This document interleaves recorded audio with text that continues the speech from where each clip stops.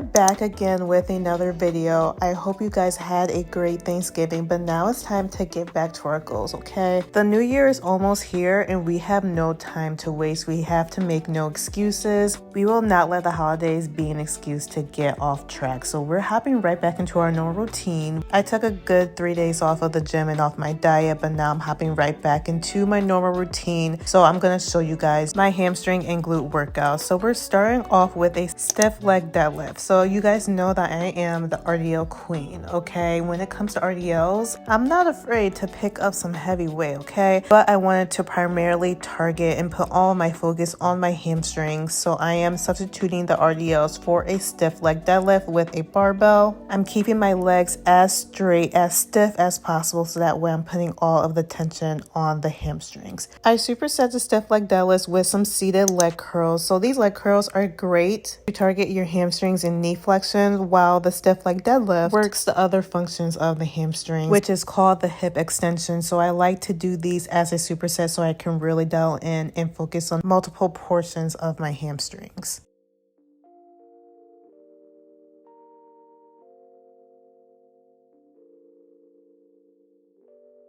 So as many as you know, I am a strength and fat loss coach, and I use this app called TrueCoach to create my workout programs for my clients. The app is super easy to use, and each workout has a video demonstration. So as you see here, it shows you the barbell stiff leg deadlifts along with an in-depth explanation on how to correct the exercise. So yes, I use this for my clients, but I'm like, why not use it for myself? So I actually started using the app myself so I can just jot down the weights that I use for each exercise, just so I can keep track of my progress and making sure that I'm slowly increasing the weight each week. Honestly, it's been super helpful. It keeps me super organized and I don't have to go to the gym without a plan. I just look on the app and I know exactly what I'm going to do for the day. So if you are interested in one-on-one strength and fat loss coaching, then all my links are right down below. And then we can set up a free consultation call so I can learn more about your goals and the services that I provide.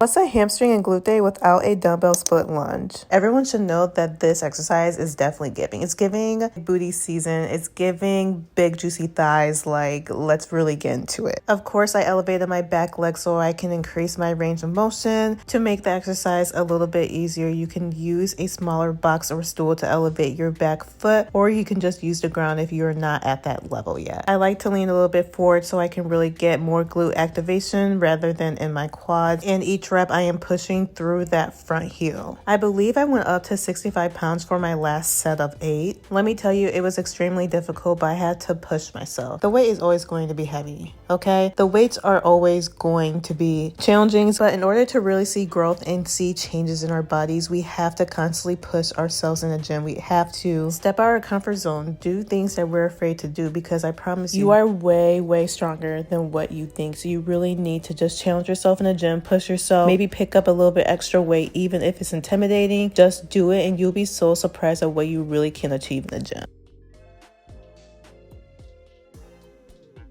Up next, we have glute focused back extension. So as you see here, my back is very well rounded, so that way I can really target those glutes rather than my lower back. I have my feet about shoulder width apart, and each rep I am squeezing as hard as I can at the top of the rep.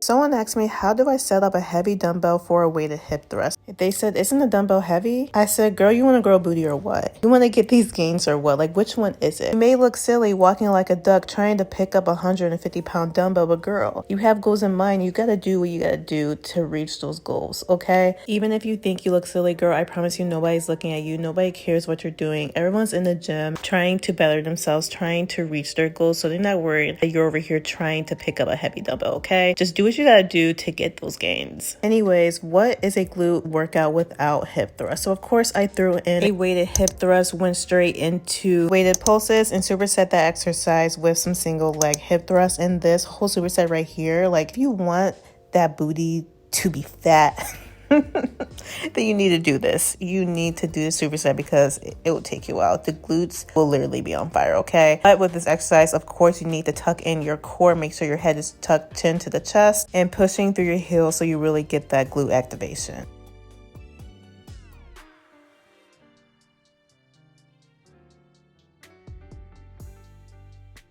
Up next, I did single leg RDLs, which can be a challenging exercise, but there's different variations that you can do if you are not yet at this level. So for one, you can always do a normal RDL until you get your balance down, or you can stand next to a wall or just something that you can hold on to just to keep your balance. But the single leg RDLs, they are the same as normal RDLs. You're still having your knees bent at a 30-degree angle. You're going down as low as you can. You're pushing that back leg all the way back. I'm not gonna lie, sometimes I trip over myself and I lose my balance with this exercise, but of course over time you just get better at it. Last but not least, we have hip abductors. So I did a set of 15 with this exercise. Note the difference between the hip abductor and the adductor. So the abductor that I'm doing right now is targeting the gluteus medius, but the hip adductor is targeting the inner thighs. I like to implement both into my routine, but on my quad days, I do like to do the hip adductor.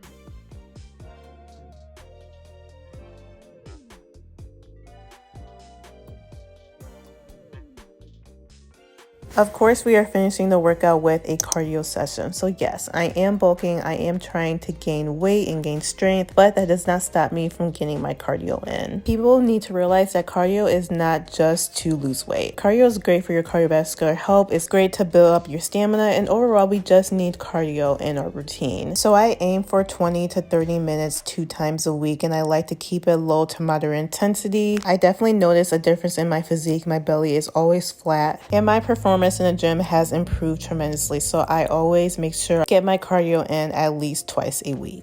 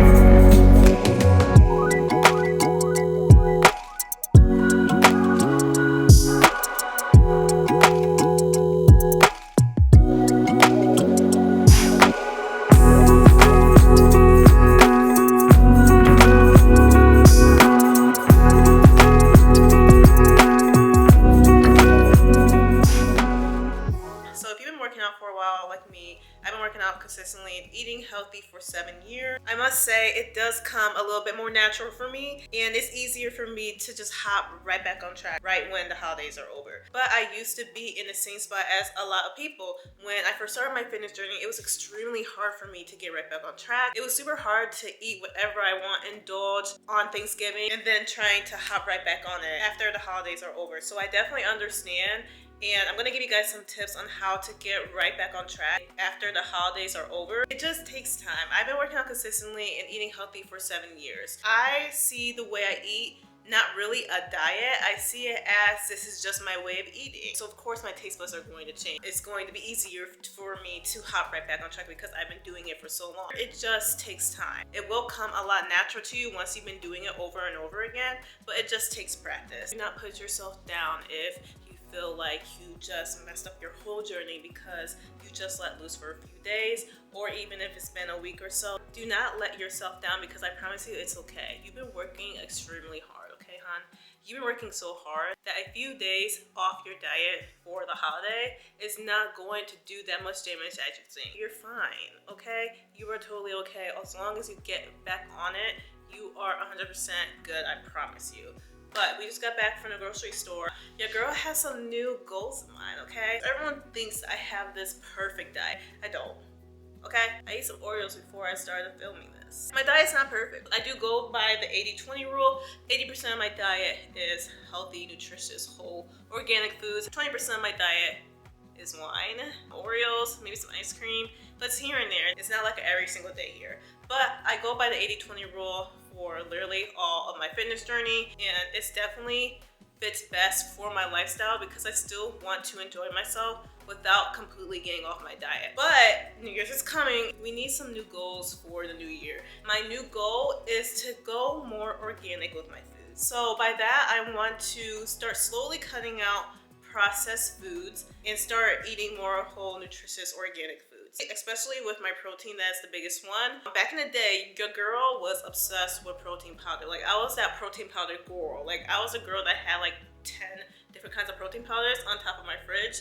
Every day I would like choose which flavor I wanted to make in my protein shake, but no, we stopped that completely. I do not take no protein powders. I really cut back on pre-workouts and energy drinks. I was huge on pre-workouts and energy drinks. I'm not saying I'm going to cut it out completely, but I'm definitely backing off of it. But protein powders I actually cut out completely, and I really slowed down on the energy drinks. But the thing is, those are just supplements. And you know, your girl is big on making sure I'm doing my best with getting as much whole organic foods in my diet first before adding in supplements. Protein shakes, protein powders, protein snacks are actually processed protein. They will never compare to whole organic proteins like chicken, fish, tuna, Greek yogurt, things like that. They will never compare to it. But would you rather have a bunch of processed protein in your diet? Maybe not hit your protein goal, but you're still getting in as much whole organic protein as you can. So sometimes less is more. Maybe you can't always hit your protein goal, but as long as you're getting all of that whole nutritious protein in your diet, then you're okay. You're going to reach your goals. It's kind of like having friends. Less is more. Would you rather have a whole big group of fake friends, or would you have a few close friends that you love, that you adore, friends that you trust? Which one would you rather have? So it's kind of the same thing. That's how I see it. Less is more. Even so, I still hit my protein diet. Your girl is still getting 160 grams of protein per day, baby. But how I get that much protein in, I'm just adding a little bit more protein to my 3 main meals, my breakfast, lunch, and dinner. So that means I'm adding in a couple more tablespoons of egg whites, or if that means I'm eating a couple extra ounces of chicken or fish, whatever it is, I'm just eating a little bit extra of those whole natural sources rather than supplementing that for a protein bar. I noticed eating more whole, dense protein has helped my gut health so much, tremendously. I'm not as bloated anymore. When I used to make my own protein shakes, I was so bloated. It didn't sit well with my digestive system.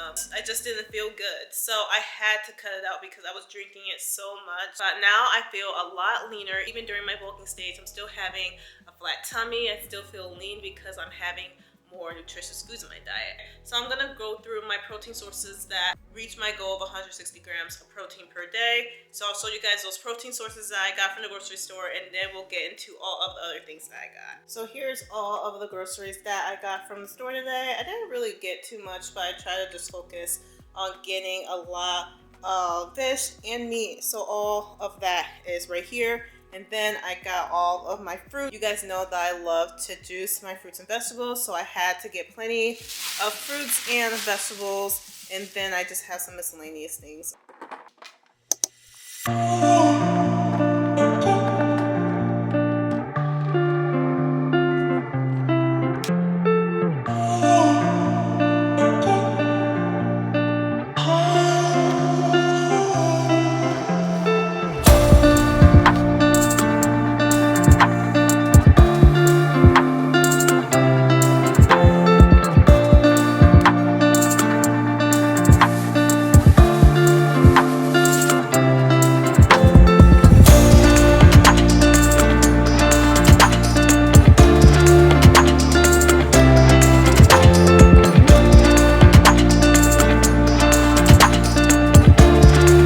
time I go to the grocery store, I literally take everything out so that way I can just clean the whole fridge and just reorganize everything.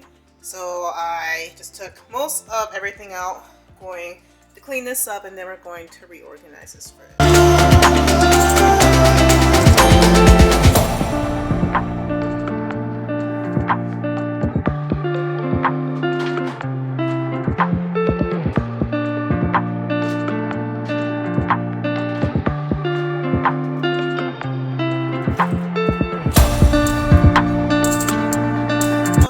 The finished look of my fridge. I got all nice and organized. It's all clean. So I just have my water over here, have the silk protein milk with my egg whites, and then just like miscellaneous things like some condiments down here. And then up here I just have my fruit at the top with the eggs, more fruit, vegetables, and I just like to have everything all nice and organized. So here is the finished look.